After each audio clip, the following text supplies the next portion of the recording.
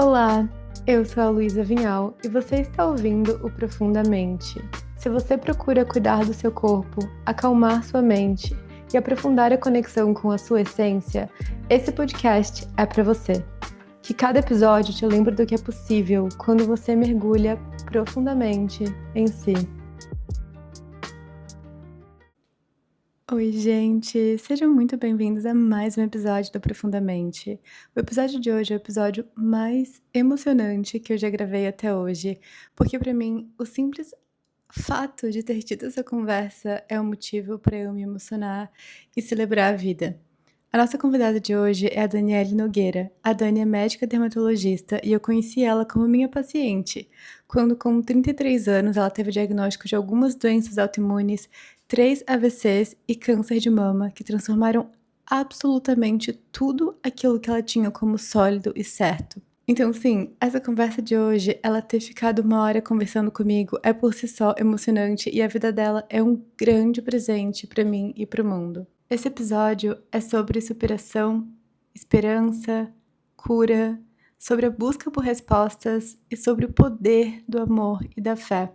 A Dani traz a doença a partir desse olhar de uma oportunidade de viver uma nova vida, de enxergar quais escolhas, pensamentos, emoções foram nutridas até hoje e qual o impacto disso tudo na sua vida.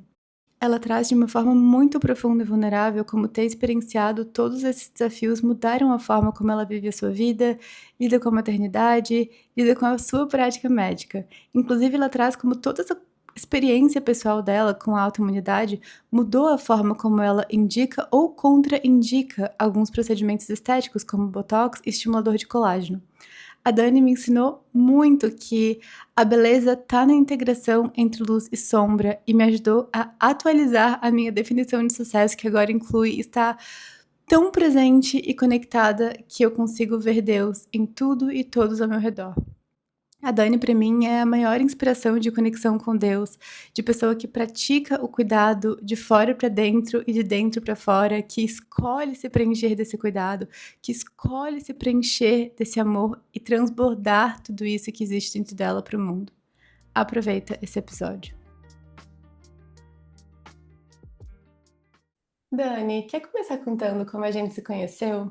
Então, eu acho que a primeira vez que eu ouvi falar de você, Lu, foi através de Gi, que talvez há uns 6, 7 anos atrás, Gi é uma amiga minha de Floripa, uma pessoa muito especial na minha vida, que eu conheci no Rio de Janeiro, é uma irmãzinha de alma.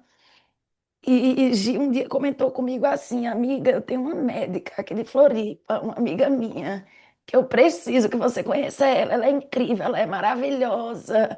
Eu acho que vocês duas, tipo assim, são irmãs de alma. E aí ela me mandou teu Instagram e eu comecei a te seguir. E aí a vida foi passando, né? Eu acho que não cheguei a ter nenhum contato nessa época. E aí depois, anos depois, quando eu comecei a passar pelos problemas de saúde, como eu desenvolvi as doenças autoimunes, aí veio você na minha mente e eu disse, eu vou marcar uma consulta com Lua. Eu já tinha procurado, eu já vinha me tratando assim dentro da medicina normal, né, digamos assim, normal, da medicina ocidental. E aí eu queria fazer um tratamento com esse olhar da medicina integrativa.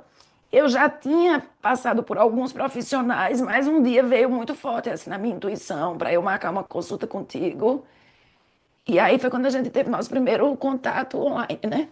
E como médica, você também é uma inspiração para mim, né? Quando eu estava ali passando por todos esses problemas de saúde, eu nunca vou esquecer da primeira consulta que eu tive com você, que você ficou super emocionada. Eu senti ali, meu Deus, como ela teve empatia por tudo que eu estava passando, sabe? E eu acho que essa coisa do ter empatia é tão importante assim para o médico, né? Você conseguir se colocar no lugar do outro, entender a dor do outro, ser cuidada por você foi um agente de transformação mesmo na minha história, de usar os suplementos, de fazer as práticas que você me indicava, de journaling, né, de escrever. Isso é uma coisa que faz parte da minha vida até hoje, que vai muito além do remédio, sabe? É disso que eu estou lhe dizendo mesmo, você se conectou com a minha alma. E ali as coisas que você me indicava, as meditações, as caminhadas, tudo aquilo dali foi como se fosse, sabe, um fertilizante, um adubo que eu estava cuidando ali daquele jardim e você veio ali como uma fadinha e derramou aquele pozinho do pilim-pim-pim com os seus cuidados, com a sua prescrição, com as suas recomendações e que fizeram muita diferença na minha vida. Foi amor à primeira vista. Foi recíproco, você sabe. Dani, você pode falar por que que a sua voz tá rouquinha? Então, eu fui diagnosticada com uma doença autoimune chamada miastenia gravis. E essa doença ela causa alterações na minha voz, né? É uma doença da junção neuromuscular. Existem formas de miastenia e a minha miastenia ela é uma forma que se chama bulbar. Então eu tenho mais sintomas de disfagia, de disartria, de às vezes fraqueza nessa região da cervical e disfonia. Então hoje, graças a Deus, assim eu estou bem melhor dos sintomas, mas eu ainda tenho esse sintoma da voz, né, que fica trêmula e falha. Eu queria que você falasse um pouco da sua história, assim, como foi esse diagnóstico de doença autoimune? O que que apareceu de algumas doenças autoimunes, né? O que apareceu primeiro? Me fala um pouquinho sobre isso. A sensação que eu tenho, Lu, eu não sei, assim, eu não tenho clareza sobre essa coisa de outras vidas, né, de experiências que o nosso espírito traz nessa experiência. Mas quando eu recebi esses diagnósticos, a sensação que eu tinha era como se eu estivesse vivendo um processo de purificação, de limpeza, de coisas que existiam em mim desde muito antes de eu receber o diagnóstico, desde muito antes da alteração nos meus exames, de eu começar a apresentar os sintomas físicos, de fato eu ter aquele conjunto de sintomas que fechavam o diagnóstico. Foi em 2021, quando eu comecei a ter os primeiros sintomas, que eu sentia cansaço, fadiga.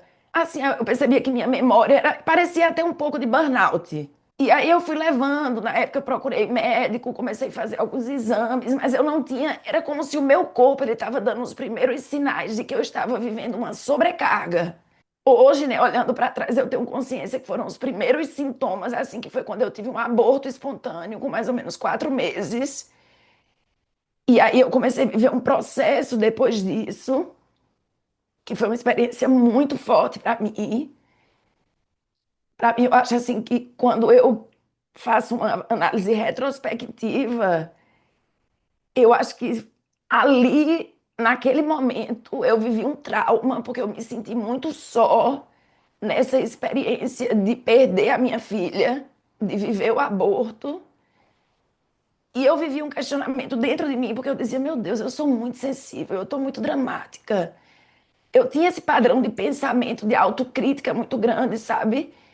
E talvez aquilo ali tenha sido o gatilho inicial para depois de 2 anos, que foi, eu tive outro gatilho, que foi a infecção pelo Covid.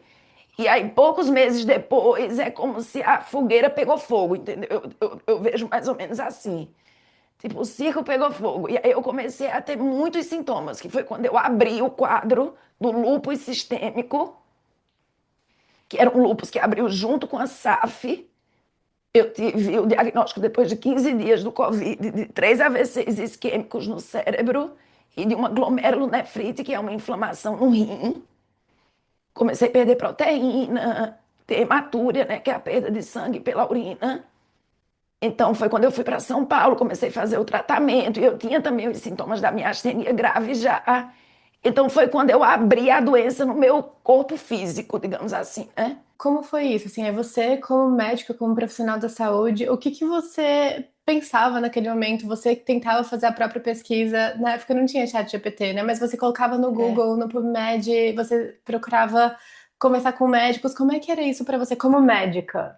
Eu acredito que a gente na vida desempenha vários papéis, né? Então, assim, eu tenho a minha skin médica, eu tenho a Dani mulher que habita em mim, eu tenho todos esses papéis, mas na época que surgiram esses sintomas de uma forma mais intensa, eu estava num mergulho muito profundo na minha skin mãe.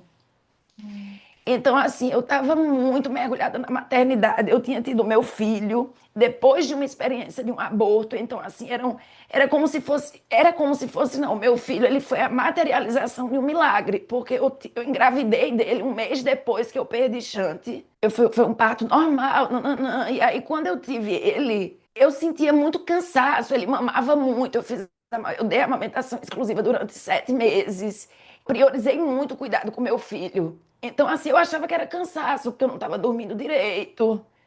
Aí eu acordava com um pouquinho de artrite nas mãos, no joelho. Eu dizia, meu Deus, eu acho que meu corpo tá, sei lá, eu não estou dormindo bem, eu estou sobrecarregada. Eu já estava vivendo um pouco de conflito em relação ao meu relacionamento na época. Eu acho que isso tem um impacto. Então, quando eu tive o diagnóstico, eu até me questionei assim, eu digo, meu Deus do céu, como é que eu, como médica, tive 3 AVCs e eu consigo pontuar assim, no primeiro eu estava na igreja e eu tive uma dor de cabeça muito forte e perdi 50% da minha visão. Eu vi uma linha preta e não enxergava nada.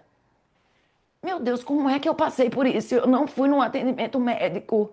Eu não. E isso para mim foi um aprendizado muito grande, assim, sabe? Porque até hoje, como mãe, eu acho que toda mãe vai me entender completamente. Esse lugar da gente tentar achar esse equilíbrio de se doar, porque eu sou uma pessoa que eu tenho certeza que um dos dons que Deus me deu é essa coisa do servir, do se doar para o outro. E ali eu estava conhecendo o maior amor da minha vida. Então, achar esse equilíbrio entre você se doar sem se perder. Então, mesmo como médica, vivendo aquilo que eu estava vivendo naquela época, hoje eu percebo que eu não estava olhando muito para mim, sabe, Lu? Eu estava muito focada no cuidado com meu filho, eu estava muito focada em tentar me encontrar dentro do meu relacionamento, sabe? De tentar. Porque meu ex-marido, né, que a gente se separou, ele tinha as demandas dele também. Então eu estava tanto para fora tentando achar isso que eu negligenciei os sinais que o meu corpo deu. Então eu precisei ver só, né, ter 3 AVCs, começar a urinar. Eu disse, meu Deus, minha urina tá espumando, tá vermelha. Tô toda cheia de artrite, eu não consigo segurar meu filho por 15 minutos. E aí foi quando a minha irmã e aí eu queria trazer, eu até já sei que vou me emocionar, porque eu realmente acredito assim que a vida é uma experiência, ela tem seus desafios. E quando a gente está diante dos desafios na vida, eu acho que o que nos sustenta é o amor e a fé. E os laços de amor que a gente constrói na vida, e para mim, família é isso.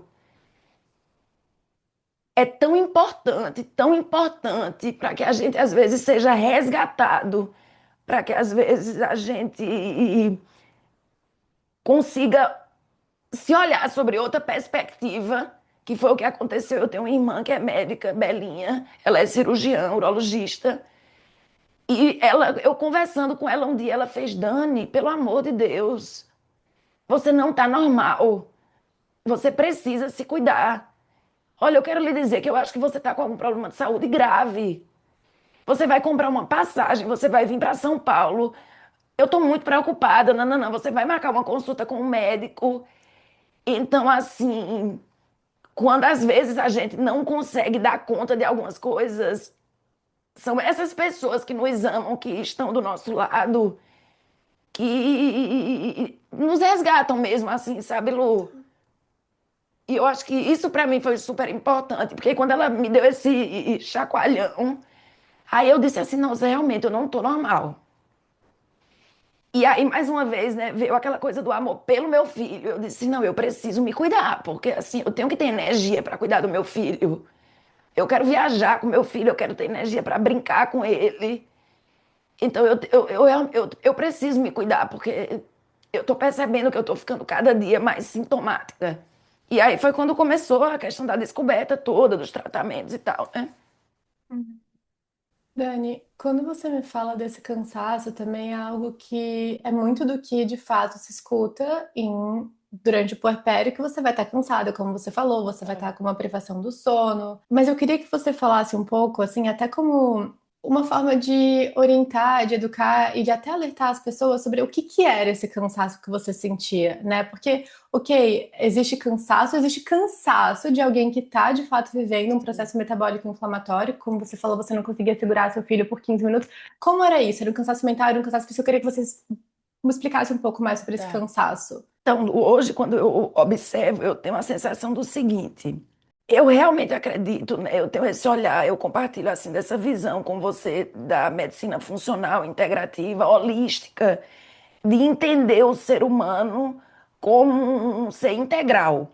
Então, eu tento olhar para todos os sintomas de uma forma integral, até quando eu olho para assim, analisando a minha própria experiência. Então, assim, existia um cansaço físico que era fruto de um corpo que estava doente, que estava no limite, que estava inflamado, que estava vivendo esse processo autoimune, um esgotamento. Existia um cansaço mental, porque existia ali uma mãe que tinha acabado de viver, que tinha vários questionamentos, né, em relação à maternidade. Eu era uma mãe de primeira viagem, eu tinha vivido um aborto, eu tinha medo de perder o meu filho, sabe? Então, e emocional, né? Porque eu acho que tem essa conexão. Então, era como se eu estava vivendo um cansaço emocional, físico e mental. E que uma coisa está conectada com a outra. Hoje, Lu, quando eu olho, eu acho que isso é um alerta tão importante assim, sabe, para as mulheres que vivem o puerpério. É que quando a gente dá a luz a um filho, nós também damos, assim, a sensação que eu tenho é de dar a luz a si mesma. Você tem ali uma vida que depende 100% de você. Você está num contexto de privação de sono. Às vezes, tem pessoas que vivem alguns problemas em relação à amamentação. Muitas mulheres vivem esse questionamento em relação ao parceiro, porque assim, eu como médica, eu escuto isso de muitas pacientes. A maternidade, eu concordo que ela requer muito da mãe no início, porque o bebê ele depende muito da mãe, né? A gente é a nutrição daquele bebê. Mas eu acredito que o papel do homem também é muito importante ali para trazer aquele apoio emocional, aquela presença, e a própria família também, né? Eu acho que antigamente as pessoas viviam a maternidade de uma forma mais suave do que talvez hoje a gente vive na nossa sociedade moderna. Porque assim, a gente hoje em dia, cada um vive na sua casa, no seu apartamento. Não sei se essa também é a minha realidade. Mas cada pessoa, né? Nossos pais, eles trabalham, então todo mundo tem ali a sua vida. E é muito importante para a mãe ter essa rede de apoio, não importa quem seja, mas ter essa rede de apoio, porque o puerpério, ele por si só, já é uma experiência na vida da mulher em que o nosso corpo físico, ele está passando ali por alterações hormonais. A gente vive um limite por causa que você não dorme bem. Existem todas aquelas. Eu escuto isso de muita mãe que diz assim: ah, nossa, eu ficava indo olhar se o bebê está respirando. Então a gente vive também os nossos medos, a gente está aprendendo ali a cuidar de um bebezinho pela primeira vez, que é totalmente diferente de cuidar de uma boneca, vamos dizer assim, né? Porque a gente é treinado também um pouco. Acho que a mulher, desde criança, ela vem construindo, né, isso. Mas é totalmente diferente quando você vive ali na prática. Quando eu vivi o puerpério de Chiquinho, hoje, quando eu olho para trás, eu percebo que eu tive um pouco de alteração nessa questão assim, mental mesmo, de talvez ter um pouco de sintomas depressivos, assim, de uma repercussão numa esfera mais emocional mesmo. Tanto é que eu lembro que tinha uma enfermeira que me ajudava a cuidar de Chiquinho, e que eu às vezes ficava chorando, chorando. Eu dizia, meu Deus, eu amo tanto meu filho, eu orei tanto pelo meu filho, eu rezei tanto para segurar ele nos meus braços, mas eu tô tão cansada, eu tô tão exausta.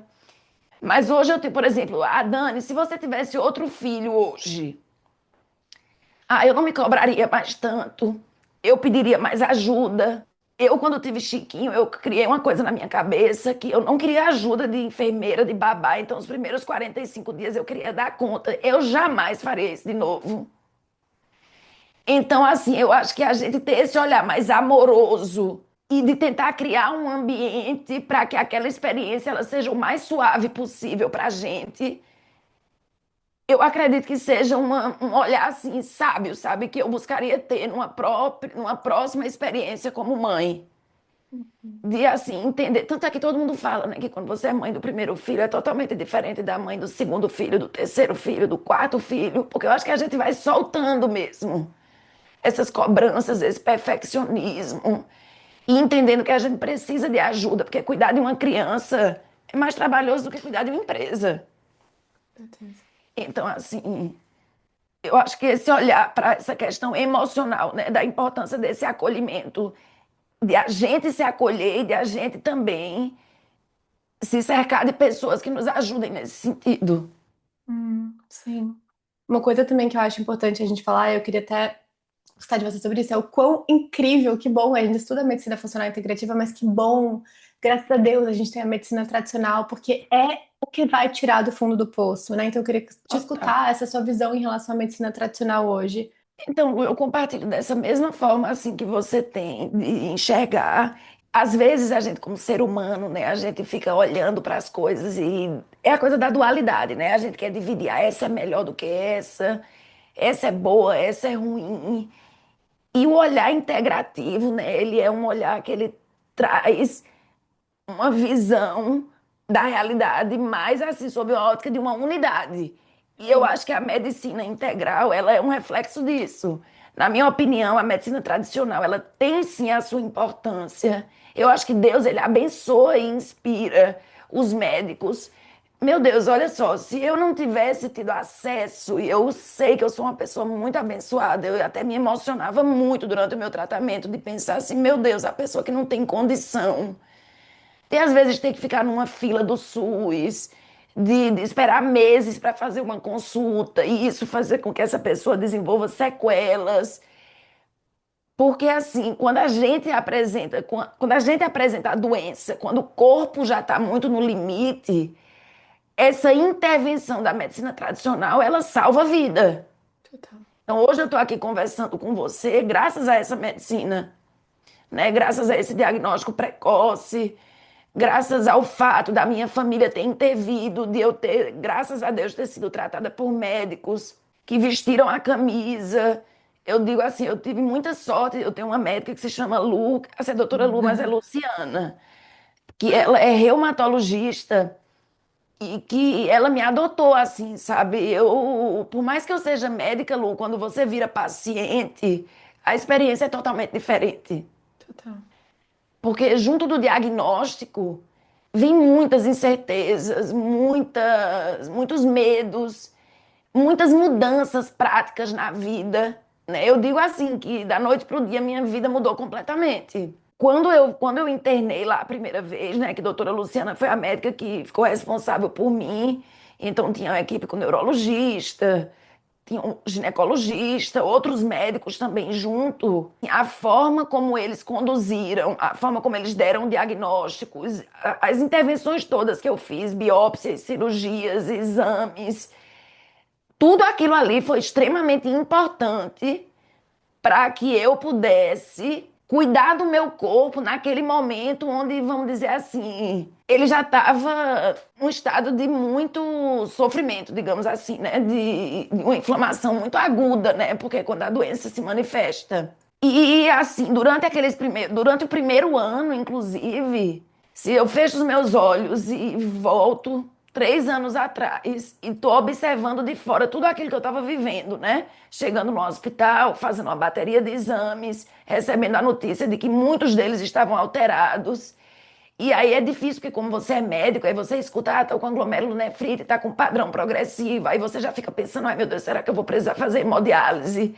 Será que eu vou perder a minha função renal? Como é que vai ser minha vida? Peraí, eu tive um AVC. E será que, o quanto é que isso vai interferir na minha vida profissional? Hoje, Lúcia, eu pudesse, voltando no tempo, né, sob essa perspectiva, eu sinto falta dessa coisa, porque é como se fosse dessa integração, mesmo eu estando ali dentro daquele hospital, eu sinto falta de que tivesse aquela medicina que também vai ter esse olhar de me acolher, de conversar comigo, de fazer uma meditação, de tentar me acalmar.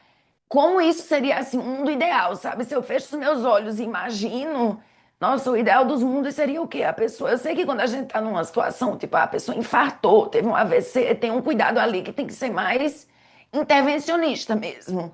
Claro. Mas o quanto é importante esse outro lado, né, do acolhimento, do olhar para a saúde mental também, sabe, Lu? Porque as medicações, elas dão muito efeito colateral. Olha, eu como dermatologista, é muito comum a gente prescrever corticoide. Hoje eu não trabalho com a parte de doença, eu trabalho com a parte de estética. Mas eu fiz residência médica no Rio de Janeiro, então eu rodava lá nos ambulatórios de lúpus, né, de doenças autoimunes, de psoríase, etc. E a gente prescreve muito corticoide, imunomoduladores e etc. Lu, quando eu voltei para casa com aquela lista de medicações que eu tomava, que eram muitas medicações, era tipo remédio para o rim, corticoide em dose altíssima, imunossupressor em dose alta, vivendo aquela experiência toda também, né, na minha vida, que obviamente essas coisas se somam.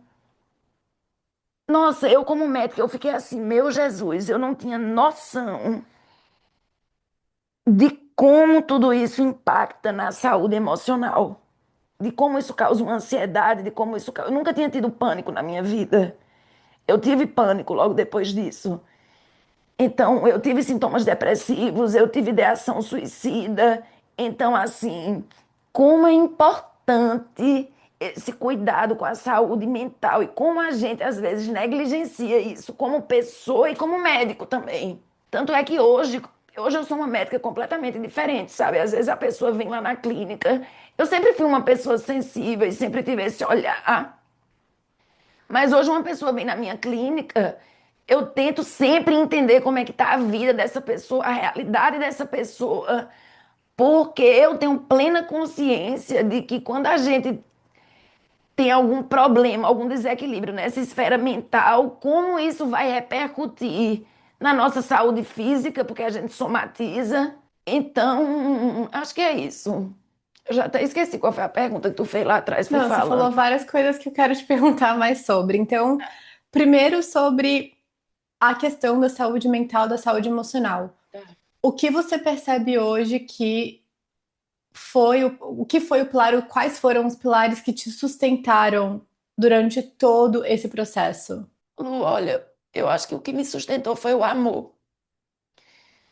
Foi o amor pelo meu filho, foi o amor da minha família, que não largou a mão de mim nem um minuto. E o amor de Deus e de Jesus. Assim, se você me perguntar, Dani, o que é que lhe sustentou? Foi o amor e a fé, sabe? Mas principalmente o amor. Porque o amor, eu acho que ele faz a gente ter força e ele faz a gente ter esperança, e fé e esperança caminham muito juntas. De que a gente vai ser capaz de vencer, né? O que me sustentou e que me sustenta, e que eu oro para que continue me sustentando durante toda a minha vida. Eu todos os dias eu oro pedindo isso a Deus, assim, sabe? Que as prioridades número um da minha vida sejam o amor e a fé. Porque quando eu não tinha mais nada, quando eu percebi que eu não tinha mais saúde, eu não tinha beleza, eu acho que assim, eu, durante a minha vida, eu depositei muito o meu alto valor em coisas passageiras, sabe?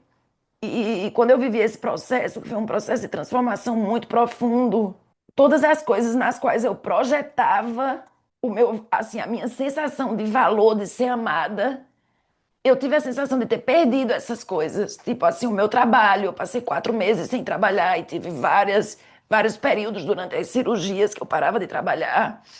No meu relacionamento, né? Eu vivi o divórcio durante esse processo.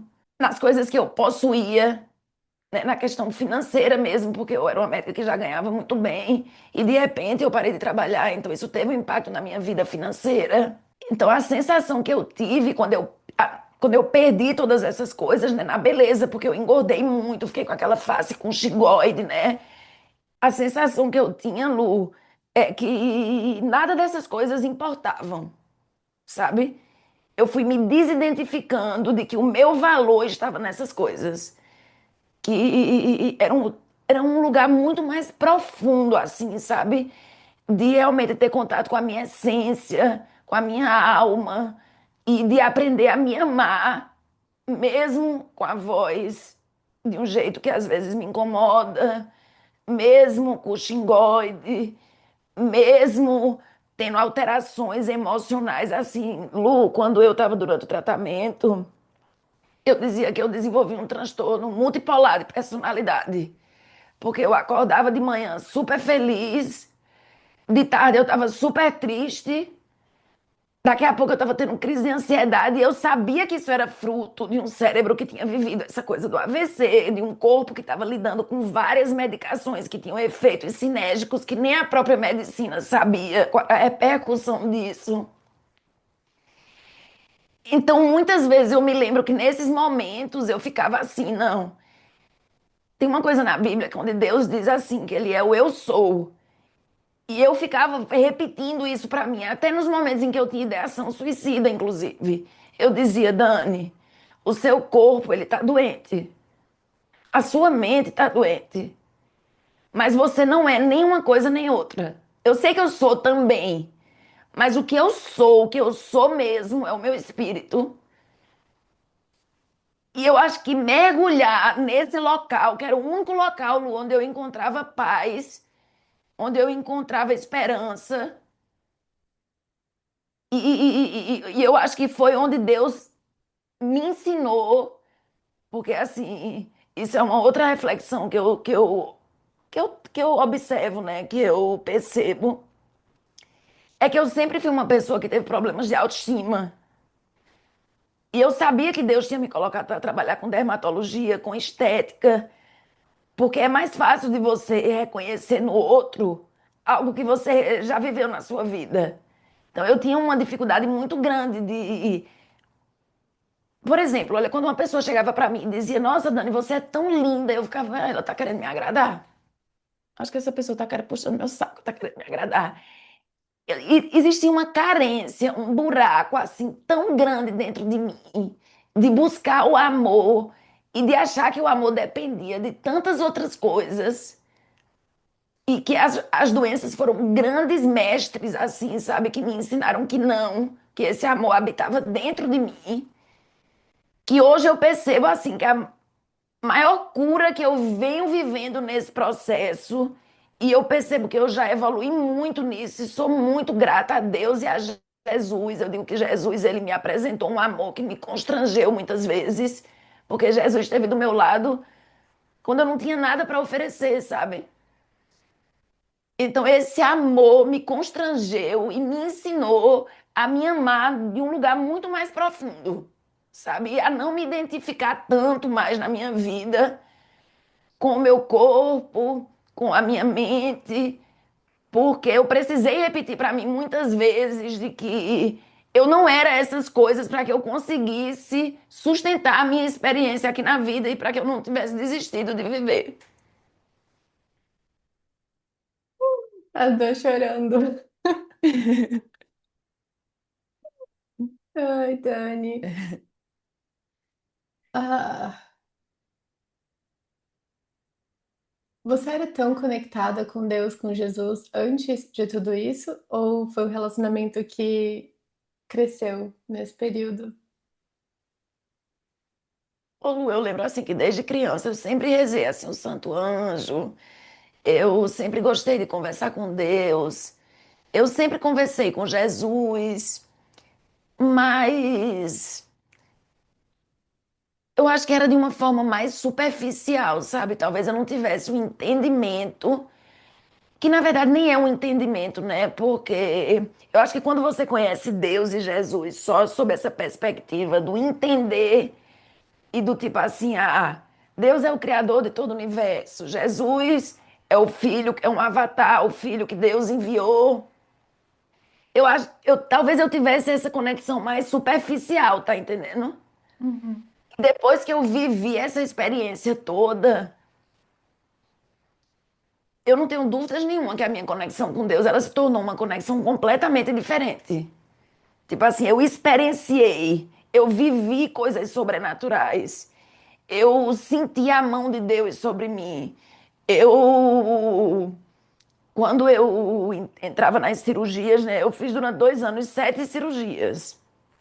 Foram 2 cirurgias para tratar uma lesão no colo do meu útero, porque quando eu comecei a fazer o tratamento com os imunossupressores, os médicos fazem toda uma investigação, né, para ver se você tem algum câncer, né, algum diagnóstico, algum problema de saúde que possa se desenvolver como, assim, quando a gente faz esses tratamentos, o nosso sistema imunológico fica muito imunossuprimido. Então é preciso fazer essa investigação por uma questão de segurança, né? Para você não desenvolver outras doenças. E aí eu descobri que eu tinha uma lesão no colo do meu útero, que era um NIC3. E aí eu quero aproveitar esse parêntese também, né, para alertar nossas irmãs, né, mulheres, da importância de fazer esses exames, né, desse autocuidado, e fazer os exames de prevenção. E aí eu tinha, justamente na época da maternidade, eu tinha passado ali 2 anos sem fazer. E aí eu descobri que estava com essa lesão, fiz 2 cirurgias. Aí depois eu fiz a cirurgia, fiz a biópsia renal, fiz a cirurgia da timectomia, que é uma das opções de tratamento para minha astenia, que essa foi a cirurgia que eu tive mais medo, porque é uma cirurgia que entra na caixa torácica, né, que o médico vai tirar o timo, ele resseca um pouco da gordura do mediastino, ali perto do coração, do pulmão, então eu tinha muito medo dessa cirurgia, especialmente porque o meu corpo já estava debilitado, digamos assim. Então, assim, nesses momentos que eu ia entrar na cirurgia, sempre, Lu, vinha o medo, né? Essa coisa do, meu Deus, e se eu morrer? E como é que vai ser a vida do meu filho? Meu filho só tem 11 meses. Meu Deus, como é que meu pai e minha mãe vão ficar? Eu lembro que eu gravava toda vez antes das cirurgias, eu gravava uns vídeos dizendo pro meu filho que eu amava muito ele. É que era como se. Hoje, quando eu vejo esses vídeos, eu digo, meu Deus, olha como eu tava me pelando de medo. Porque era como se eu estivesse querendo deixar um registro, né? Eu me lembro até que eu gravei um vídeo uma vez dizendo assim: ah, se acontecer qualquer coisa comigo, pedindo para os meus irmãos cuidarem dele. Então, assim, era um medo de morrer e um medo da mãe de Francisco, de como é que poderia ser a vida dele, né? Porque depois que a gente se torna mãe, eu realmente acredito que a gente deixa de ser um e se torna muitos, né? Porque o nosso coração, ele é dividido. E nessas horas, a única coisa que me confortava era entregar minha vida, entregar minha vida na mão de Deus. Então eu lembro que quando eu estava indo para a cirurgia, eu sempre falava, Jesus, não adianta eu ter medo, né? Porque muito além da religião, eu vejo Jesus como uma energia, uma vibração, e os ensinamentos que Jesus traz como uma consciência que nos permite experimentar a vida de uma forma mais leve, mais sábia. E Jesus ensina isso, para a gente entregar tudo nas mãos de Deus. Então eu sempre me lembro que quando eu ia entrar nessas cirurgias, até depois também, quando eu fiz a cirurgia do câncer de mama, eu dizia, Jesus, eu entrego minha vida nas tuas mãos. Eu botava sempre um louvor para ouvir quando o anestesista fazia anestesia. Eu adormecia ouvindo louvor. E eu falava para ele assim: eu vou te entregar a minha vida. Se for para eu morrer, eu confio em ti. Eu vou virar um anjo, vou ficar protegendo meu filho lá do céu. Se for para eu viver, eu confio que é porque você tem um propósito para minha vida. Eu vou honrar esse propósito.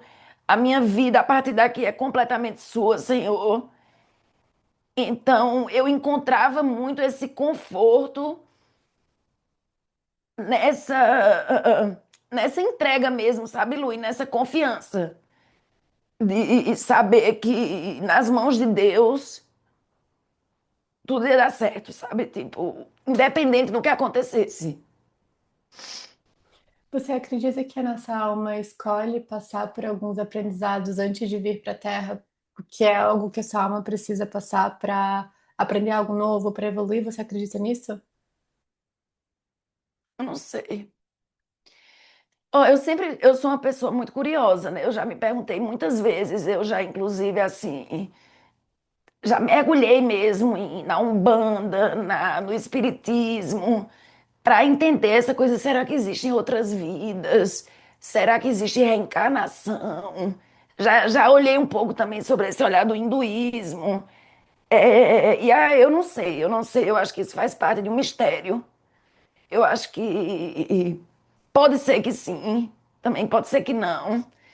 Só talvez eu vá descobrir isso quando eu não tiver mais nessa experiência aqui nesse corpo, com essa mente que é limitada de alguma forma. Mas o que eu acredito muito é que a gente constrói a nossa realidade. E quando eu recebi os diagnósticos, Lu, eu fiquei muito chateada comigo uma época e muito triste comigo de dizer, meu Deus, como é que eu fiz isso comigo? Como é que eu desenvolvi? Porque eu tenho essa consciência de que a doença, na verdade, ela é uma oportunidade. Eu digo assim, a doença é uma oportunidade para a gente viver uma nova vida. Então eu sabia que era uma oportunidade que o meu corpo, a minha alma estava me dando de eu enxergar quais eram as escolhas, os pensamentos, as emoções que eu estava nutrindo e que estavam me adoecendo, que não estavam sendo boas para o meu corpo, para a minha mente. Então, o que eu acredito e que eu posso dizer assim, ah, tá, isso eu acredito porque isso eu experienciei, né? É que a gente cria a nossa realidade. Muitas vezes a gente cria de forma inconsciente, e aí eu acho que daí é onde surge essa, quando a gente tem essa certeza, né? Eu acho que é daí onde surge a compaixão por nós mesmos, o perdão, o amor. E que foi quando eu olhei e disse: Não, Dani, tá tudo bem, você não criou esse propósito. Você tinha suas inseguranças, que vem ali, né, da infância, da adolescência. E que bom, né, que a gente vai amadurecendo. Eu acho que envelhecer é um grande presente que a vida dá, porque a gente vai amadurecendo, a gente vai se tornando consciente de coisas que talvez a gente fizesse no automático, sem ter muita noção do impacto que aquilo pode causar na vida. Eu acho assim, sabe, Lu, que eu criei isso e que uma coisa que eu sempre falei pra mim, tá, mas se eu criei, eu também posso descriar. Eu ficava refletindo muito sobre isso, assim, não, mas de fato eu tô vivendo uma morte. Uhum. Sabe, num lugar espiritual, num lugar assim mais sutil, eu tô vivendo uma morte de uma Dani que criou essa realidade. Uhum. E eu preciso dar a luz a uma nova Dani. Quais são as sementes que essa Dani tem que plantar?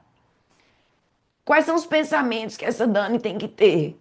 Como é que essa Dani pode se cuidar de uma forma melhor? Como é que essa Dani pode interagir com a vida de uma forma que não seja tão estressante? Porque, Lu, quando a gente vive na vida, qualquer experiência que nos faz assim, perceber que a gente pode perder a vida a qualquer momento, eu acho que a gente banaliza muito o valor da vida. Né? Então, quando você vive uma experiência que você diz, meu Deus, eu posso morrer, eu posso perder minha vida e tudo que existe na minha vida a qualquer momento, a gente dá outro valor à vida, sabe? E a gente percebe que a vida é uma experiência para a gente viver. Óbvio, vai ter os desafios e etc., mas a gente pode criar no nosso dia a dia bem-estar, a gente pode criar momentos de alegria, a gente pode criar experiências que nutram a nossa alma e que no fim das contas é isso que dá sentido à vida. E assim, veja, eu sou uma pessoa, eu sou sertaneja, né? Sou do interior de Serra Talhada. Eu vim morar em Recife com 13 anos de idade. Eu fui uma adolescente, uma criança, que com 13 anos de idade, eu me lembro que nos finais de semana, nas minhas férias, eu ficava estudando livro de matemática e me cobrando, porque eu ia fazer teste para estudar na escola aqui em Recife, porque eu queria ser médica, seguir os passos da minha mãe, que a minha mãe é médica, é pediatra. Ela foi a minha grande inspiração, assim, para seguir nessa área. E eu já tinha uma cobrança muito grande comigo, sabe? Óbvio que aquilo ali já gerava um estresse. Então, eu com 33 anos, que era uma idade que eu era louca para completar essa idade, a idade de Cristo, foi quando eu vivi essa cura profunda de dizer assim: meu Deus, eu acho que eu estava numa direção errada, priorizando coisas erradas na minha vida, sabe? É, trazendo um peso para a minha vida que não precisava existir. E talvez por isso, tão jovem, eu vivi coisas que às vezes as pessoas vivem com 60 anos, com 80 anos, né? Porque foram as doenças autoimunes, um câncer. E quando eu olho para trás, eu acho que na minha cabeça já existia essa ansiedade, essa cobrança muito grande comigo, sabe? E aí depois eu fui fazer medicina, entrei na faculdade de medicina, vivi desafios na faculdade de medicina, porque eu sou uma pessoa altamente sensível, só que eu não tinha essa consciência e a maturidade, talvez o amor suficiente por mim mesma de saber lidar, as ferramentas também de saber lidar com essa sensibilidade toda.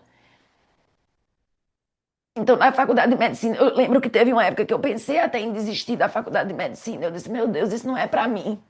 Eu vou para esse ambulatório de clínica, aí é o paciente com pancreatite que vai morrer, eu me apego ao paciente, eu não dormia de noite. E aí eu comecei a dizer, não, eu não quero trabalhar com isso, eu sofro.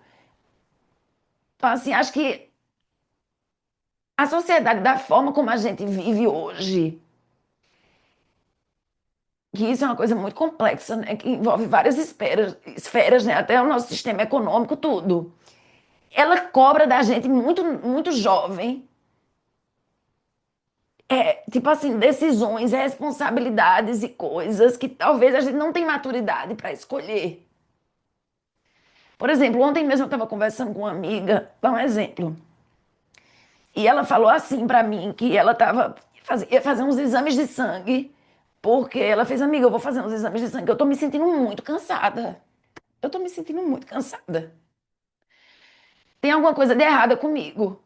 Hum, E aí eu peguei e falei com ela assim, tá, quando você fizer os exames, manda pra mim que eu quero dar uma olhada, não sei o que lá. E ela, eu tô trabalhando muito, não sei o quê.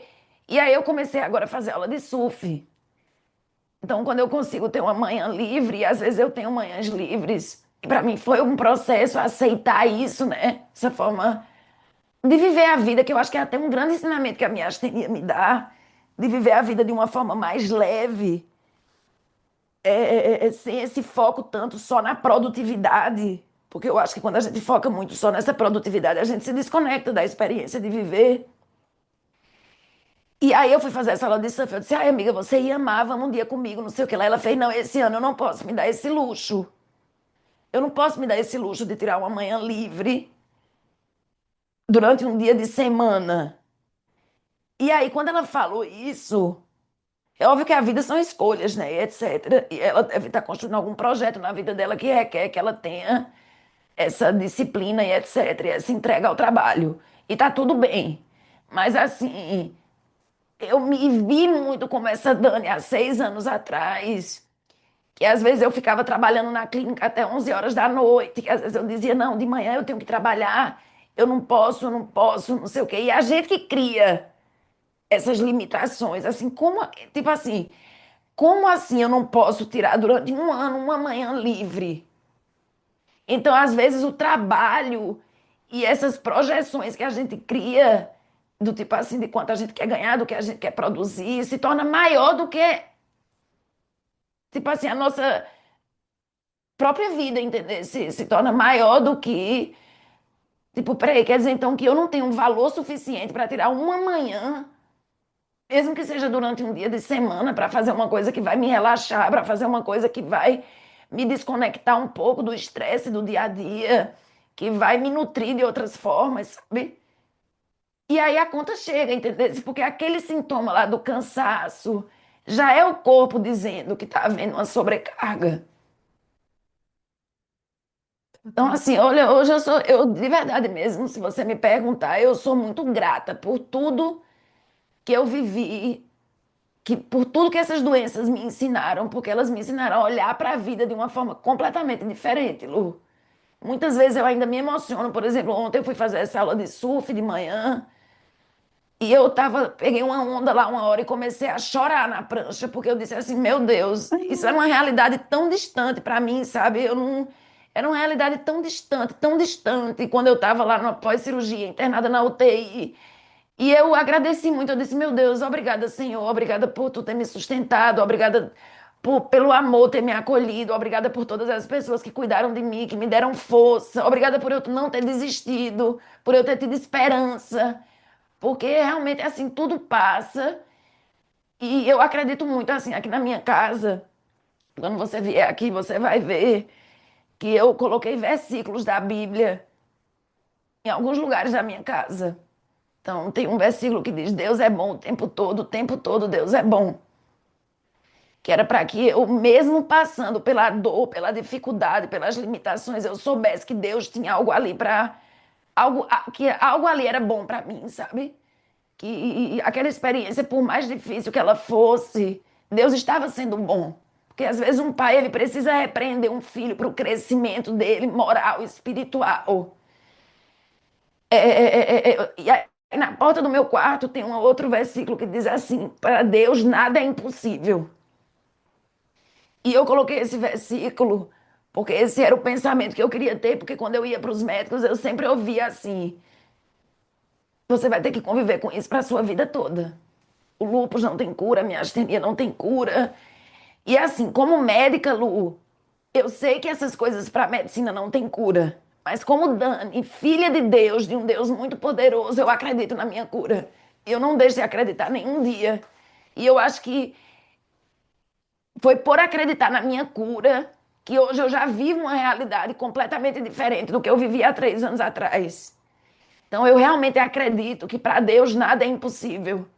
O meu pai, ele dizia assim para mim: filha, o Deus que fez todas as suas células, todos os seus corpos, todo o seu corpo, que fez perfeitamente todos os seus órgãos funcionarem, esse Deus é capaz de curar você. Esse Deus é capaz de fazer com que as coisas elas voltem a funcionar normalmente. E eu creio nisso, sabe? Eu espero por esse dia. Eu sei que eu vou dar esse testemunho. E depois eu coloquei assim na minha cama, em frente da minha cama, que é escrito assim um versículo da Bíblia que diz: tudo posso naquele que me fortalece. Porque eu acho que quando a gente vive qualquer momento difícil na nossa vida, né, que seja um luto, uma perda financeira, uma doença, a gente precisa ter esse foco e essa visão de que o Deus que habita dentro de nós, ele é capaz de nos fortalecer para a gente superar qualquer desafio. Quais são as sementinhas que a Dani de hoje tem escolhido plantar? Qual realidade que você tem escolhido criar, tanto na sua vida pessoal quanto na sua vida profissional como médica? Eu acho que a primeira semente que eu planto todos os dias quando eu acordo é a gratidão.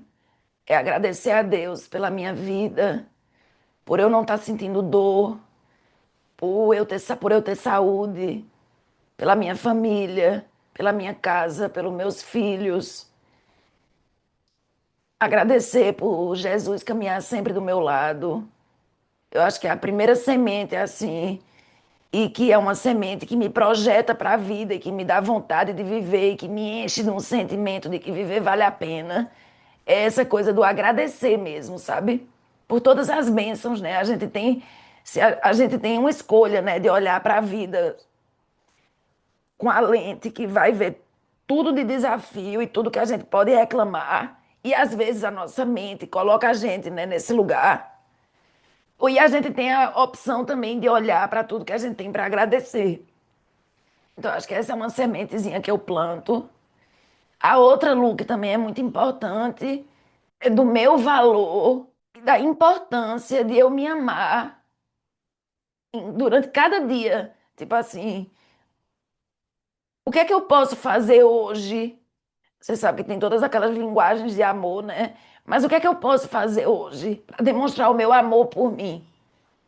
Para encher o meu tanquinho de amor? Para que eu possa experienciar a vida e transbordar o amor que existe dentro de mim, mas tendo primeiro me preenchido, sabe? Então, essa consciência dessa importância, isso para mim é uma coisa assim que eu tô nesse processo, especialmente por causa da maternidade, porque muitas vezes eu foco muito no meu filho e nas necessidades dele.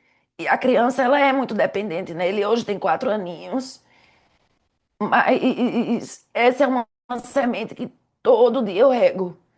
Tipo, no domingo passado mesmo aconteceu de eu ficar sozinha com ele, é uma coisa que me demanda mais. E aí, quando foi no final do dia, eu tava morta de cansada. Eu disse: não quer saber, eu vou preparar um escalda-pés para mim. Eu vou botar uma música, vou fazer um escalda-pés e ficar relaxando um pouquinho. Porque eu tenho que cuidar também dessa mãe que cuidou o dia todo, sabe? Então, essa é uma sementezinha que no jardim da minha vida, todos os dias eu coloco minha atenção para regar, para eu não me esquecer e não me perder de novo, sabe? Em relação ao profissional, eu me sinto muito honrada, sabe, Lu, por cada pessoa que me procura, assim, né, que cruza o meu caminho. Eu sempre oro todos os dias, eu digo que Deus é quem é o secretário da minha agenda. Eu acho que Deus, ele é quem coloca no meu caminho as pessoas que têm que estar no meu caminho, as pessoas que confiam, né, em mim, porque é uma coisa muito sagrada. Você confiar o seu corpo, a sua imagem, né, para que uma pessoa faça procedimentos, para que cuide de você, né? E acaba que, como eu trabalho com estética e dermatologia, eu tenho muito esse olhar em relação à autoestima. É muito sagrado também, porque as pessoas que me procuram, elas abrem o coração, elas dividem comigo as experiências da vida delas, elas contam para mim sobre as suas dores, né, sobre os seus processos pessoais, e isso para mim é muito engrandecedor. Você sabe que como médica, a gente, meu Deus, a gente aprende tanto nessa troca, é tão nenhuma relação ela é unidirecional, né? Então a relação do médico e do paciente ela é uma troca muito profunda, né? A gente cuida, a gente divide ali o nosso conhecimento, mas a gente recebe muito também, né? Porque é um espaço de muita confiança. Eu acho um espaço muito sagrado. Esse espaço de a pessoa chegar até você e se abrir ali, né? Para que você ajude essa pessoa como uma mão amiga a cuidar de questões na vida dela. Eu sempre busco nutrir profissionalmente esse olhar de que, assim, eu sou um instrumento de Deus. Tanto é que hoje eu tenho um hábito que eu não tinha antes, Lu. Todas as vezes, quando eu chego na clínica, eu tenho o meu momento de oração e eu sempre rezo entre um paciente e outro. Que é como se fosse assim, essa consciência de que a vida é uma experiência espiritual, de que eu posso ser um canal, né, para que a espiritualidade ela me use, né, os anjos da guarda, o próprio Deus, né, Jesus, o Espírito Santo, para que o meu trabalho ele não seja um trabalho que vai cuidar só de uma esfera superficial, sabe? Para que ele seja mais profundo mesmo assim, sabe? Eu digo que eu não atendo sozinha todos os dias. Quando eu chego na clínica, eu convido o Espírito Santo, convido Jesus para que eles estejam ali comigo, trazendo sabedoria, trazendo sensibilidade aos meus ouvidos, para que eu também consiga ouvir o direcionamento deles. E isso é real. Tem paciente que chega às vezes dizendo: Ah, Dani, eu quero fazer um bioestimulador. E às vezes eu começo a sentir na minha intuição que aquela pessoa não vai ser legal para ela fazer o bioestimulador. E aí você sabe, né, que na consulta a gente constrói um relacionamento, né? A gente vai perguntando, é uma mistura também de uma investigação. E aí quando você vai entendendo, você diz, realmente, não é o melhor momento. Então eu sempre tento assim entregar o meu profissional também nas mãos de Deus, porque eu sei que aqui a gente tá, eu acredito que nós estamos aqui de passagem, que a gente está aqui para evoluir, que a gente está aqui a serviço. Eu acho que essa perspectiva da vida e esse olhar dá mais sentido à minha existência, entendeu? Dá mais sentido à minha vida.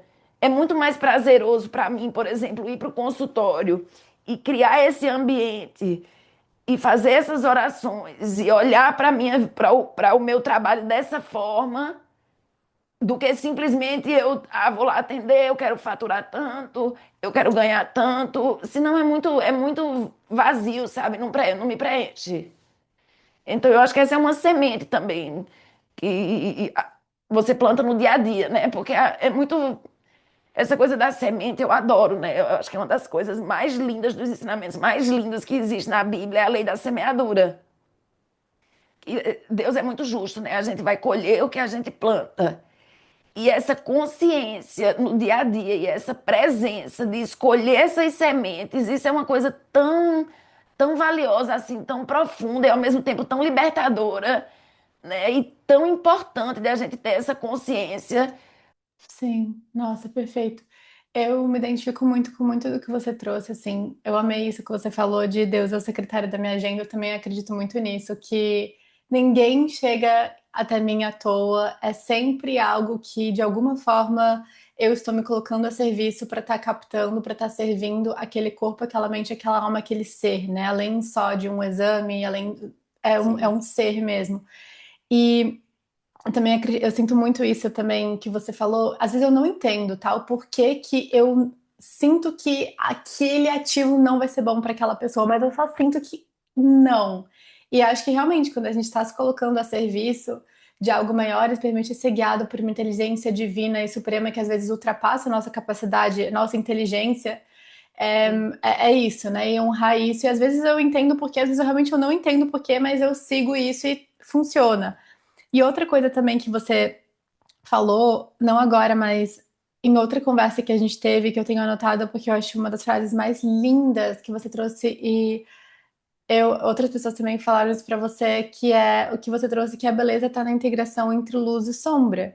Pra mim, essa é uma frase que representa muito toda a sua jornada de vida até hoje. E eu queria te perguntar sobre isso, assim, o que que você quer dizer com essa beleza tá na integração entre luz e sombra e o que que você gostaria, que você acha que é importante que as mulheres entendam sobre a beleza, né? Dentro dessa perspectiva mais holística. Então, Lu, eu acho que beleza, olha, dá para passar assim dias filosofando sobre beleza, porque é uma coisa tão, é tão complexo, é tão superficial, ao mesmo tempo é tão profundo, é tão divino, né? A gente enxerga Deus na beleza. Você como estuda, assim, né? Você é especialista, estuda neurociência. Existem estudos que mostram que quando a gente reconhece algo belo, o belo, ele provoca a liberação de substâncias, né, que dão essa sensação de prazer, de bem-estar. E a beleza é a assinatura de Deus também, eu acredito nisso, né? Tipo, a beleza ela encanta, né? Você vê uma flor bonita, um pássaro bonito, você entra numa quase que numa meditação, assim, pelo menos eu sou uma pessoa que o belo, tanto nas pessoas como na natureza, é uma coisa que me faz conectar muito com Deus. Total. E essa coisa da beleza ser a integração da luz e sombra é um reflexo disso, né? Porque se você parar para pensar, toda a criação, ela existe graças a essa manifestação mesmo da luz e da sombra. Eu digo assim, se você pegar uma tela em branco, você não vai ver nada, né? Se você pega um pincel e você começa ali com uma tinta a desenhar, a fazer os contornos, a sombra, e você vai fazendo esse jogo, né? Se você pensa no rosto de uma pessoa, por exemplo, né? Quando você vai fazer algum procedimento estético, você tem os pontos de luz, os pontos de sombra. E, tipo assim, a forma daquela pessoa, a imagem que ela manifesta, o que ela é justamente fruto desse contraste entre a luz e a sombra. E eu acho que isso se estende também para a própria realidade mesmo, assim, para a própria experiência de vida, né? E é, tipo assim, uma coisa que tu perguntou e que isso é uma reflexão que eu fico viajando nisso, é que, assim, quando a gente aprende a se amar e olhar pra gente sobre um olhar amoroso, eu acho que o amor, ele faz essa alquimia, sabe assim, o amor, ele integra a luz e a sombra, né? Eu acho que ele faz essa cola, porque você começa, não só do ponto de vista externo, né, da nossa aparência, mas isso era uma coisa que me intrigava muito na experiência de ser mãe, né? Quando você olha para o seu filho que você ama, ele pode estar assim, descabelado, pode estar todo melado, pode estar o que for. Você olha e você acha lindo, né? Aquele conjunto de luz e sombras, aqueles traços, você olha e você diz, meu Deus, que coisa mais linda é essa, Jesus? Que coisa mais perfeita. Como é que pode ser lindo desse jeito? É tão lindo, é tão lindo. E se você prestar atenção, foi o amor, né, que fez isso. Foi o amor que fez isso. Então, eu acho que isso envolve um pouco da explicação da questão subjetiva da beleza. Porque a beleza envolve essa coisa subjetiva. Quem nunca, tipo assim, se apaixonou por um rapaz que você achava feio? E aí, quando você se apaixona pela fala, você se apaixona pelo jeito de se expressar na vida, você se apaixona pela pessoa. Você olha e diz assim: meu Deus, que coisa linda, como ele é lindo. Então, o amor, ele tem esse poder, né, de tornar as coisas belas. E existe também uma outra esfera da beleza, que é a beleza objetiva, né? Que aí tem aquela questão da proporção áurea. Existe, é óbvio, né? Quando você olha assim, se você olha para o rosto de uma pessoa que é bonita, uma Gisele Bündchen da vida, uma Lulu da vida, você vai encontrar ali proporções, harmonias. Você vai perceber que existe ali traços que, se você tenta olhar de um ponto de vista mais matemático, mais físico, que aquelas proporções ali, elas vão refletir algo que o cérebro da gente reconhece como belo. E a sabedoria que eu acho, né, e que eu tento mostrar isso para os meus pacientes, é a gente tentar achar esse ponto de equilíbrio, né, esse caminho do meio. Né? Até para o nosso autocuidado mesmo, tá tudo bem você fazer uma maquiagem, você realçar o seu olhar, você colocar um lapisinho ali na sobrancelha que vai abrir, você fazer algum procedimento estético. Só que, assim, o encontro com essa beleza pessoal, né? Eu acho que ele se faz, assim, num lugar onde a gente acha mais satisfação, mais paz, e até de uma forma mais consciente mesmo, quando a gente olha sobre esse olhar amoroso, né? De aceitar também, porque, assim, olha, uma coisa que eu percebo, né? Quando você ama uma pessoa, às vezes a pessoa pode ter um nariz ali que esteticamente você olha para aquele nariz, é um nariz grande, é um nariz que talvez não esteja muito proporcional naquele rosto, mas assim tem tudo a ver com aquela pessoa, porque eu digo assim para os meus pacientes, sabe? Olha, o grande artista que é Deus, ele desenhou perfeitamente para você isso, entendeu? E os nossos traços, né, a nossa aparência, elas são também um reflexo da nossa alma, da nossa personalidade, da nossa história, né? Tudo isso desenha também a nossa aparência externa. E Deus não erra, né, Lu? Então eu acho assim, que eu digo assim para os meus pacientes, olha, inclusive eu sempre quando eu vou fazer qualquer procedimento, eu digo, Senhor, olha, me inspira, me abençoa, e eu vou cuidar, assim, se eu for mudar alguma coisa que seja sutil e sem desrespeitar a tua criação, entendeu? Porque eu acho que nessa coisa da estética, é justamente a gente achar esse equilíbrio, esse caminho do meio entre você embelezar, você realçar a beleza, porque dá pra gente realçar a beleza, e aqui vem um ponto muito importante, porque eu acho que às vezes na vida a gente vive experiências que fazem com que a gente se distancie um pouco desse lugar da gente se amar, da gente se cuidar, e a gente se esquece, e que isso deixa marcas que talvez quando você olha no espelho você enxerga tudo isso através da sua imagem, sabe? Então, às vezes, quando você diz assim, nossa, eu quero cuidar de mim, eu quero rejuvenescer, eu tô com muita olheira, eu tô achando que eu tô com uma aparência de cansaço, ou então eu tô com uma aparência depressiva, porque a face da gente, por exemplo, né, ela fala muita coisa. Se você olha para o rosto de uma pessoa sem ela falar nada, você dali você já vai ter muitas impressões sobre essa pessoa. Porque é um reflexo, né? Eu digo que assim, a pele e o que a gente reflete externamente é como se fosse um retroprojetor. Tipo, aquele retroprojetor é uma tela, então é um mapa, né? Que vai permitir que você tenha vários insights sobre o que essa pessoa está carregando ali dentro dela. E muitas vezes eu vivo isso na minha prática, eu acho uma das coisas mais lindas da estética, que é quando a pessoa resolve se amar e se cuidar. E assim, nossa, eu tô percebendo que eu tô transmitindo isso, independente de ser para o outro, porque eu acho que a gente tem que pensar mais assim do que a gente tá transmitindo pra gente mesmo. E eu quero melhorar isso, sabe? Ah, eu vou cortar meu cabelo, eu vou fazer umas luzes, eu quero me apresentar dessa forma, sabe? Eu tô percebendo que eu me descuidei durante muito tempo. Eu quero cuidar da minha pele, eu quero diminuir as minhas marcas de expressão, não apagá-las, né? Porque eu acho que não necessariamente a gente precisa. Eu gosto muito da palavra suavizar, sabe? Eu gosto muito, né? Sempre mais com esse olhar assim, de suavizar, de mais leveza, de também aceitação. E esse caminho de cuidar de fora para dentro, ele é uma oportunidade muito grande de um cuidado também de dentro para fora. Então, eu acho que é uma via de mão dupla, sabe, Lu? É você se amar, se aceitar, aprender a se olhar de uma forma mais amorosa, sem se criticar tanto, sem focar tanto só nos defeitos.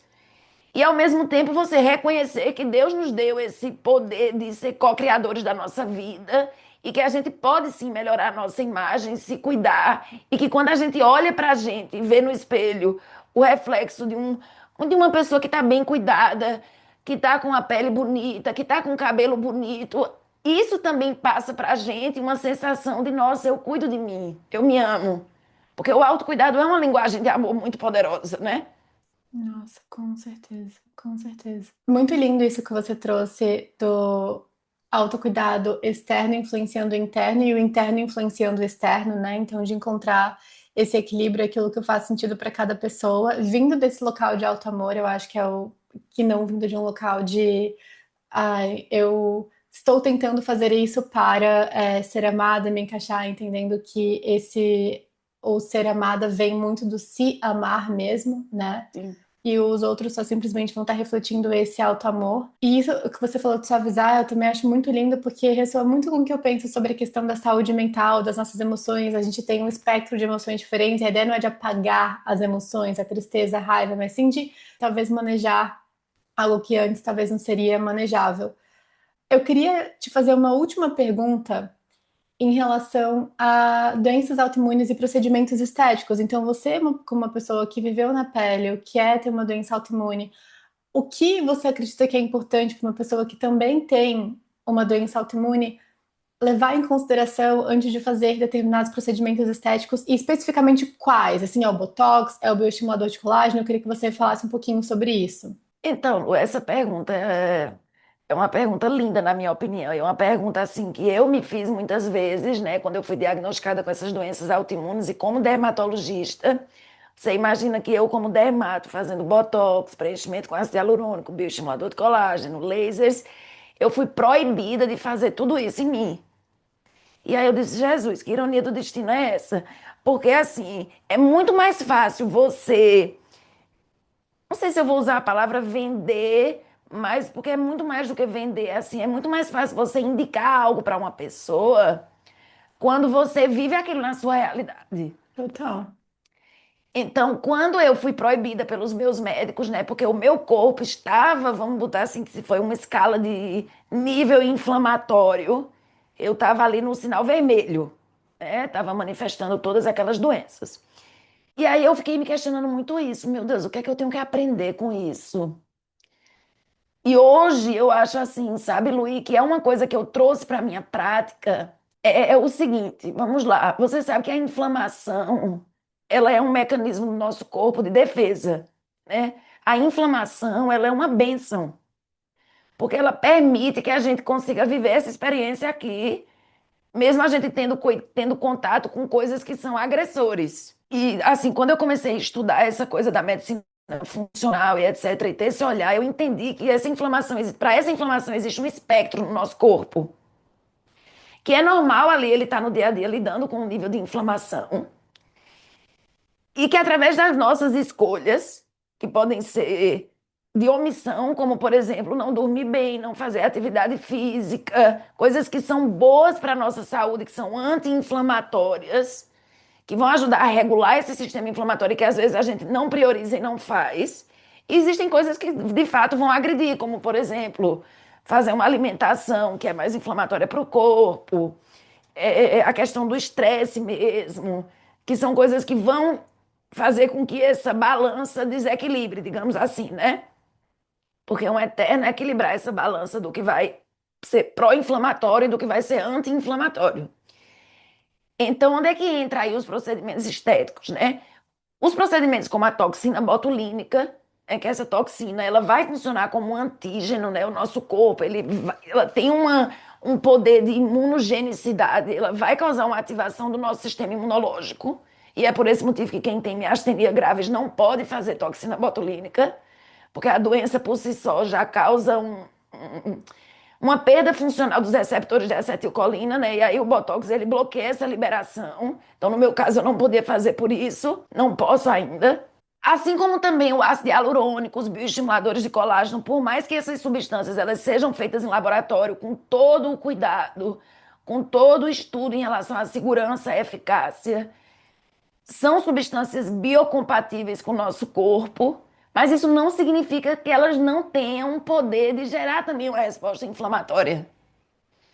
Porque essas substâncias, por mais que sejam compatíveis, biocompatíveis, elas para serem estabilizadas, né, elas, vamos dizer assim, que elas são agregadas a algumas proteínas que têm um poder imunogênico. Então, qual é o meu olhar em relação a isso? Não é que uma pessoa com doença autoimune não possa, obviamente, né, com algumas exceções, como por exemplo a miastenia, mas vamos falar aí de uma pessoa com lúpus, com artrite reumatoide, com tiroidite de Hashimoto, com outras doenças autoimunes, né, porque existem várias. Não é que essa pessoa não possa fazer o procedimento estético, é que a gente vai precisar sempre ter essa sabedoria de olhar como é que está essa balança e esse espectro dessa inflamação. Vamos lá, recebi um paciente que recebeu o diagnóstico de lúpus, tireoide de Hashimoto e está com os exames alterados, está apresentando sintomas clínicos. Eu não acho que é sábio a gente fazer um procedimento invasivo nesse paciente, porque aquele corpo ele já está sinalizando para mim que ele está sobrecarregado, que ele está assim overreacting, né? Que ele está tipo assim já vivendo ali o corpo ele já está tentando regular um processo inflamatório que na balança já desequilibrou. Então, por que motivo é que eu vou pegar e vou fazer um bioestimulador de colágeno, um preenchedor com ácido hialurônico que vai ser mais, que vai gerar mais um estímulo inflamatório? Tá entendendo, Lu? Então é só uma questão de momento e de time. Então, quando eu percebo isso no paciente, eu digo, olha, eu acho que agora não é o momento. Eu acho que você agora tem que cuidar da sua saúde, cuidar do seu terreno biológico, cuidar do seu corpo, cuidar da sua alimentação, do seu estilo de vida. Porque quando você estiver sentindo mais bem-estar, mais saúde, de verdade mesmo, na minha prática, quando eu vejo um paciente que está ali bem, aquele estímulo inflamatório que um preenchimento, que um bioestimulador de colágeno, e até que a toxina, no caso, que é bem menos, vai gerar naquele corpo, o nosso corpo tem essa capacidade de lidar com pequenos estresses, né? O nosso corpo tem uma capacidade de detox, e eu confio nessa capacidade do nosso corpo, e eu percebo que não traz maiores repercussões. Que inclusive até pelo contrário, né? Um procedimento bem indicado, como eu estava te dizendo. Quantas vezes eu já não vi uma pessoa que às vezes estava passando por algum processo ali e aí começou a se cuidar, fez um procedimento, começou a se sentir mais bonita, melhorou a autoestima, começou a se portar na vida de uma forma diferente, e aquilo ali trouxe um aspecto tão positivo que repercutiu no corpo, repercutiu na mente, repercutiu no estado emocional. Então é só uma questão de você achar o momento certo e saber fazer uma leitura do que é que aquele corpo está falando naquele momento, tá entendendo? Porque às vezes é uma questão de prioridade. Eu sempre digo assim para o paciente: olha, saúde é em primeiro lugar, estética é em segundo, ou terceiro, ou quarto, ou quinto. Mas assim, querendo dizer que a saúde ela tem que vir sempre em primeiro lugar, né? Porque senão o procedimento estético pode se tornar um problema. Porque aí, por exemplo, eu já tive caso de paciente que chegou querendo fazer um procedimento e eu disse, a pessoa estava tendo ali sinusite crônica, sabe assim, tinha rinite. Aquilo ali já era um sinal para mim de que aquele corpo estava vivendo uma sobrecarga. E aí eu disse, olha, eu não acho que é legal a gente fazer esse preenchimento agora, porque existe uma possibilidade grande de você ter o que a gente chama de ETIP, que é o edema tardio depois do procedimento, que nada mais é do que, tipo assim, você desenvolve uma sinusite ou alguma infecção de via aérea superior, e aí o seu sistema imunológico, quando ele é ativado, ele reconhece o preenchedor como algo estranho. E que de fato é, né? A gente não pode esquecer de que é. Até para trazer essa consciência de que essas intervenções com injetáveis. Eu não deixei de fazer injetáveis, sabe, Lu? Mas eu faço hoje em dia com muito mais parcimônia. Hoje em dia eu invisto muito mais em gerenciar o processo de envelhecimento dos meus pacientes com laser, com tecnologias, para que a gente faça o mínimo possível de injetável. Porque esse produto ele fica ali na nossa pele 1 ano, 2, 3, 4, 5 anos, entendeu? Então, assim, e eu percebo isso, a gente teve muito isso no Covid. As pessoas, quando tinham infecção pelo Covid, começavam a ter edema nos lábios, na olheira, onde existia ali produto com ácido hialurônico. Então, eu sou uma médica que eu procuro sempre ter esse olhar assim, que a ciência ela traz um respaldo muito grande, né? É importantíssimo a gente estudar, a gente ver os artigos científicos, mas a experiência, ela também fala muita coisa, né? E tanto é que às vezes uma coisa ela começa a acontecer, a ciência vai, estuda, e depois de anos ela diz, olha, realmente existia essa conexão. E a gente viu muito isso no Covid, assim, aumentou muito os pacientes tendo reação ao ácido hialurônico. E isso é uma prova de que fica aquilo ali, que o nosso sistema imunológico ele vai reagir àquilo ali quando existe uma sobrecarga. Então, assim, resumindo, hoje o meu olhar é muito esse, assim, sabe? Eu uso os injetáveis, mas de uma forma muito mais como a cerejinha do bolo, sabe? E sempre priorizando entender como é que está a saúde desse paciente, se ali é um momento que aquele corpo vai receber aquela intervenção de uma forma que vai trazer mais benefícios do que malefícios, digamos assim. Uhum. Como tudo na vida, né?